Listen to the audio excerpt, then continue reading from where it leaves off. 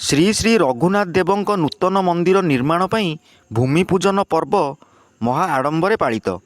ଖୋର୍ଦ୍ଧା ଜିଲ୍ଲା ଟାଙ୍ଗୀ ବ୍ଲକ ଅନ୍ତର୍ଗତ ସୁନ୍ଦରପୁର ଗ୍ରାମରେ ଆଧ୍ୟାତ୍ମିକତାର ବାତାବରଣ ଦେଖିବାକୁ ମିଳିଥିଲା।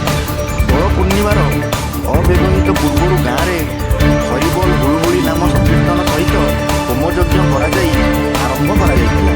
ଶ୍ରୀ ଶ୍ରୀ ରଘୁନାଥ ଦେବଙ୍କ ଭୂମି ପୂଜନ କାର୍ଯ୍ୟକ୍ରମ ଏଥିରେ ଭୂଷଣ୍ଡପୁର ମଠର ବାବା ଶ୍ରୀ ବିଜୟାନନ୍ଦ ଦାସ ମହାରାଜ ଆଧ୍ୟାତ୍ମିକତାର ବାର୍ତ୍ତା ବାଣ୍ଟିଥିବା ବେଳେ ଏଠାର ମୁଖ୍ୟ ବକ୍ତା ସୁରେନ୍ଦ୍ର ସାର୍ ଜଗନ୍ନାଥ ସଂସ୍କୃତିର ପ୍ରଚାର ପ୍ରସାର ନିମନ୍ତେ ଆଲୋକପାତ କରିଥିଲେ ଓ ଏହି ପର୍ବରେ ମୁଖ୍ୟ ଆୟୋଜକ ଶ୍ରୀ ବିଭୁ ସାହୁ ଏକଥା ହୋଇ ଗାଁରେ ସାହାଯ୍ୟ ଓ ସହଯୋଗର ହାତ ବଢ଼ାଇବାକୁ ଅନୁରୋଧ କଲେ ଓ ସମାଜର ସମସ୍ତ ଜନସାଧାରଣଙ୍କୁ ମଧ୍ୟ ନିବେଦନ କରିଛନ୍ତି।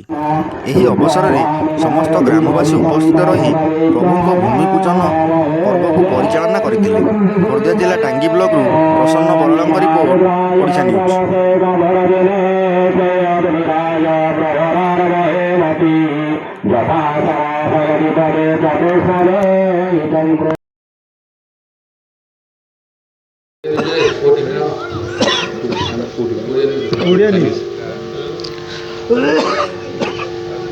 ओडिशा न्यूज को स्वागत करुचे मो प्रसन्न कुमार। आम आज आसी पहुँचलु सुंदरपुर गाँ।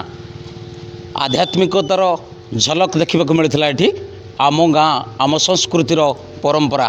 आसतु आम गणर अच्छा भक्त मैंने अच्छा आसतु पचार बुझा। आज्ञा ओडिशा न्यूज को स्वागत। तो एभली आज जो दोल पूर्णमी अव्यवहित पूर्वर ये सांस्कृतिक परिवेशर जो माहौल आज भूमि पूजन कार्यक्रम कि भाव में आप कार्यक्रम को परिचालना करुँच। एठार भूमि पूजा हूँ प्रभु रघुनाथ देव 100 वर्ष 200 वर्ष ये रामलीला होता। काल बसती क्रमे चाल घर थिला, तार आजबेस्ट घर थिला, ताकू स्थानांतरित ग्रामवासी समस्त ठाकुर अनंत कोटि कृपारू स्थानांतरित करागला। राम मंदिर रघुनाथ मंदिर राम मंदिर उद्देश्य आज हूँ भूमि पूजा।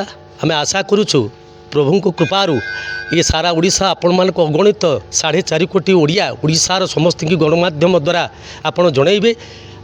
जत्कंचित साहाय्य राम मंदिर रामंकर कथा रामंकर चिंता रामंकर आधार रे जो कर्म करा जाए ताकू समस्त आधार करी सनातन धर्मर मर्यादा पुरुष तांको पई अभिहित होई सारा सुंदरपुरवासी आबाल वृद्ध वनिता समस्त लगी पड़ू। आज प्रथम प्रारंभिक कार्यक्रम हूँ भूमि पूजा।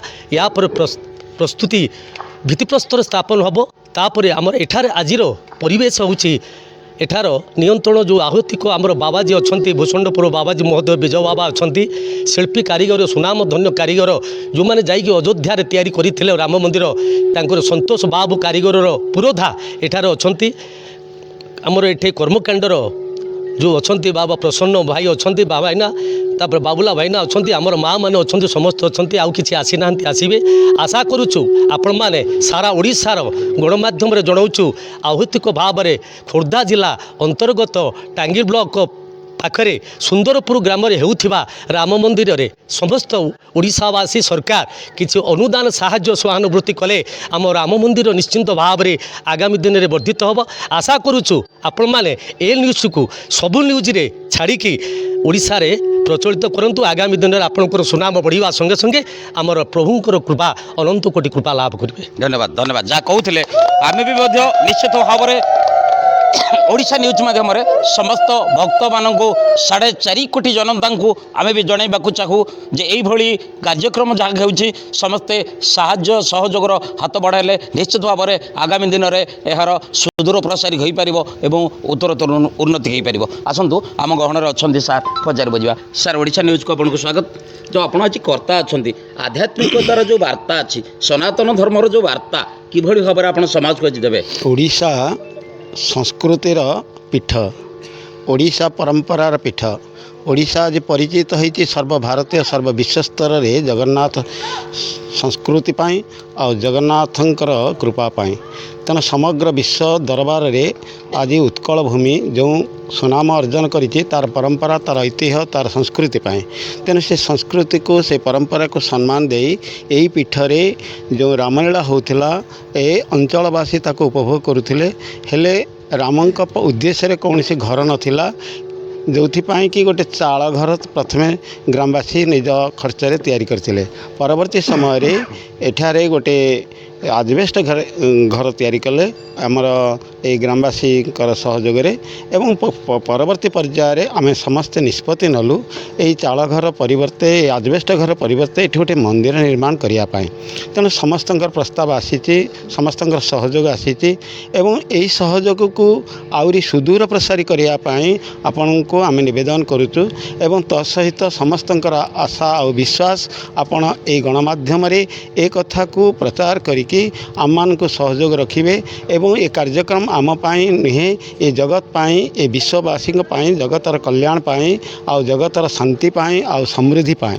ତେଣୁ ଏ ଶାନ୍ତି ଆଉ ସମୃଦ୍ଧିର ମାର୍ଗର ଯେଉଁ ପୀଠ ଏହା କିପରି ଫଳପ୍ରଦ ହେବ ସେଥିପାଇଁ ସମସ୍ତଙ୍କୁ ବିନମ୍ର ନିବେଦନ କରୁଛି ଏବଂ ଏ ଯଜ୍ଞପୀଠରେ ଆଜି ଏହି ପବିତ୍ର ପୀଠରେ ଯେଉଁ ପ୍ରସନ୍ନ ଭାଇନା ଅଛନ୍ତି, ବାବୁଲି ଭାଇନା ଅଛନ୍ତି, ଅଶୋକ ଭାଇନା ଅଛନ୍ତି, ଆମର ପୂଜ୍ୟ ପରମ ପୂଜ୍ୟ ବାବାଜୀ ମହୋଦୟ ଅଛନ୍ତି ଏବଂ ଗ୍ରାମବାସୀ ଭାଇମାନଙ୍କୁ ଆମର ଗୁରୁଜନମାନେ ଅଛନ୍ତି, ସମସ୍ତଙ୍କୁ ପ୍ରଣାମ ଜଣାଇ ଅନୁରୋଧ ରଖୁଛି ଏ କାର୍ଯ୍ୟକ୍ରମକୁ ଶାନ୍ତିପୂର୍ଣ୍ଣ ଭାବରେ ସମାଧାନ କରିବା ପାଇଁ ସମସ୍ତେ ସହଯୋଗ ରଖିବେ।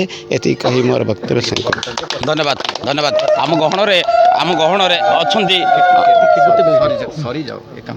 ବାବା ଗୋଟେ ମିନିଟ୍ ବାବା ଅଛନ୍ତି। ତ ପଚାରି ବୁଝିବା ଆଧ୍ୟାତ୍ମିକର ଯେଉଁ ଚେତନା ଆଜି ସାରା ସମାଜ ଉପରେ ଯାହା ପ୍ରଭାବ ପଡ଼ୁଛି ଏବଂ ସନାତନ ଧର୍ମର ପ୍ରଚାର ପ୍ରସାର ପାଇଁ ଯେଉଁ ଆଧ୍ୟାତ୍ମିକତାର ଆମ ଗାଁ ଆମ ସଂସ୍କୃତିର କାର୍ଯ୍ୟକ୍ରମ ଆଜି ଜାରି ରହିଛି କେତେ ଦୂର ଫଳପ୍ରଦ ଆସନ୍ତୁ ପଚାରି ବୁଝିବା ବାବାଙ୍କୁ। ବାବା ଓଡ଼ିଶା ନ୍ୟୁଜ୍କୁ ଆପଣଙ୍କୁ ସ୍ୱାଗତ। ଜୟ ଜଗନ୍ନାଥ।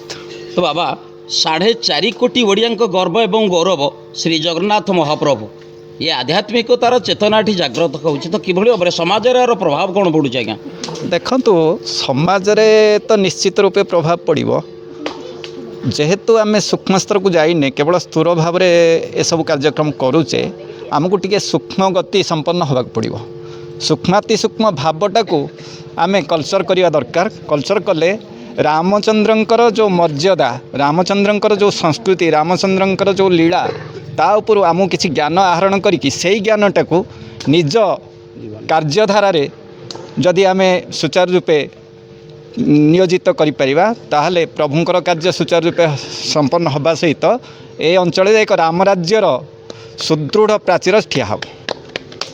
ଧନ୍ୟବାଦ ଧନ୍ୟବାଦ। ଯାହା ବାବା କହୁଥିଲେ ନିଶ୍ଚିତ ଭାବରେ ଆପଣମାନେ ଶୁଣୁଥିଲେ 4.5 କୋଟି ଜନତାଙ୍କୁ ଆମେ ବି ଓଡ଼ିଶା ନ୍ୟୁଜ୍ ମାଧ୍ୟମରେ ଅନୁରୋଧ କରିବୁ ସମସ୍ତେ এইভাবে যে আধ্যাত্মিকতার চেতনা আজ জাগ্রত হয়েছি নিশ্চিত ভাবে সমস্তে সূক্ষ্ম আড়ক গতি করবে এবং এই চিন্তাধারা গ্রহণ করবে বলে আমার আশা এবং বিশ্বাস।